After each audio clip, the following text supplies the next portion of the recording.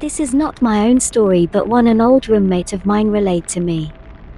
Her cousin lived in an old house in Newmarket, Ontario. The layout of the house had the kitchen on the first level, a second level with some bedrooms, and a third level with the nursery and master bedroom. One day her cousin was in the kitchen washing some dishes while the baby slept upstairs. Suddenly she heard the baby crying over the baby monitor. She dried her hands and climbed the 2 flights of stairs to the nursery, and as she got closer, she couldn't hear the baby's cries anymore. When she entered the room, the baby was sound asleep still, with nothing in the room disturbed. The cousin went back downstairs and checked that the baby monitor was on the right setting, and once she determined it was fine, she went back to the dishes. As soon as she turned on the tap, the wailing began again on the baby monitor. She slowly began her way up the stairs and once more found that the sound of crying stopped the closer she got, and that once she entered the room the baby was still fast asleep. She was starting to feel uneasy about the whole situation as she went back to the kitchen. Once more she attempted to start on the dishes when the crying began for the 3rd time. She went back up the stairs, but this time she went quickly, that feeling of unease growing within her. As she reached the 3rd floor landing and turned around the banister so that the nursery was in sight, she saw the door slam shut. Suddenly her baby was crying for real this time, horrific sounding wails and shrieks. She ran to the door and tried to get it open, but it appeared to be locked even though there was no lock on the door. She slammed her shoulder into the door, trying to get it to open, desperately calling out her infant's name. She backed away from the door with intent to kick it, but before she could raise her foot, the door slowly creaked open on its own. She burst into the room, and the baby was in the corner of his crib crying, and the light fixture on the ceiling was spinning in circles. She grabbed her baby and ran downstairs and stayed there until her husband got home. What makes this story more disturbing to me is that ever since that day her baby sleeps with its eyes open. When she took him to the doctor to find out why, he suggested that some children develop this as a defense mechanism after experiencing a traumatic incident. It leaves you wondering, what happened in that room? There was a young couple who were overjoyed to have a baby boy. They named him Noah, and they showered him with love and attention. But something strange started to happen. Noah would often stare blankly into space, and he would make strange noises that nobody could understand.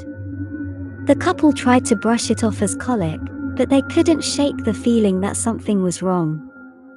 One day, Noah's mother was sitting in the nursery, rocking him to sleep. Suddenly, Noah's eyes snapped open, and he fixed his gaze on his mother's face. His mouth opened wide, and a low, guttural growl came from deep within his throat.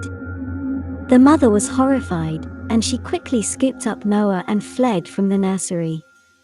She didn't dare tell her husband what had happened, but she knew that she couldn't keep it a secret. As the days passed, Noah's behavior became more and more disturbing. He would often cry and scream, and he would seem to be looking right through his parents. They tried to take him to the doctor, but he would always cry and scream, making it impossible for the doctors to examine him. The parents were at a loss. They didn't know what to do, and they were beginning to fear for their son's safety. One night, the parents were awakened by a strange noise. They went to investigate, and they found Noah standing in his crib, staring at them with his blank, empty eyes. He made no noise, but they could feel his gaze on them, burning into their souls. They knew then that they had to do something. They couldn't let their son continue down this path, and they couldn't live in fear of what he might do.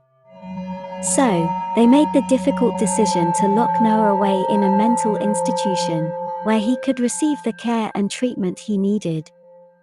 It was a heartbreaking decision, but they knew it was the right one. And so, Noah remained locked away in the institution, a prisoner of his own mind. His parents visited him as often as they could, but they knew that he would never be the same again.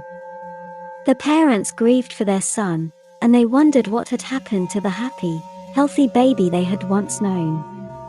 They would always fear for Noah's safety, and they would always worry about what might happen next. But they knew that they had done the right thing, and they hoped that one day, Noah would be able to overcome whatever darkness had consumed him. For they knew that the true horror was not the evil that had taken hold of their son, but the fear of what might come next. This story was narrated by an anonymous individual and shared on Instagram. We never believed in paranormal activity until we experienced one. It was during the lockdown in 2020. My daughter was just 1.5 years old then. She was chirpy, playful, and ahead of all her milestones. Her cries, laughter, and blabbers would echo around the house all day. But one day, she just went mum. I remember that day. I kept screaming her name but she just wouldn't respond. It was as if she'd gone deaf. It took me 4 days to realize that she had stopped talking. It wasn't easy. My husband and I took her to doctors across the country. All her reports were normal: MRI, ECG, and other blood reports. The doctors had no answers. It made me turn towards the other side.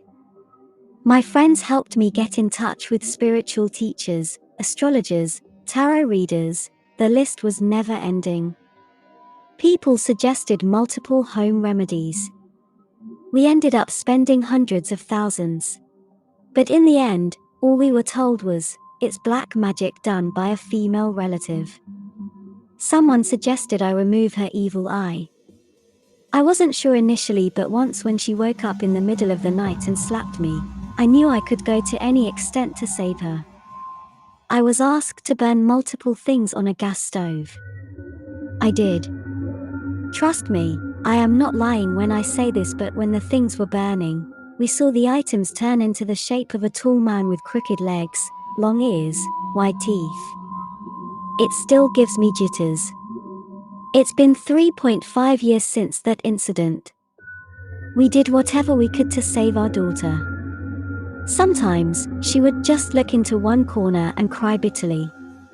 As a family, we spent multiple sleepless nights, crying and praying. But over the years, because of this, as a family, we have grown closer. My daughter is soon going to turn 5. I remember a few days ago, she finally said a few words. We weren't sure what exactly she said, but hearing a sound from her mouth felt like music to my ears. I couldn't stop crying.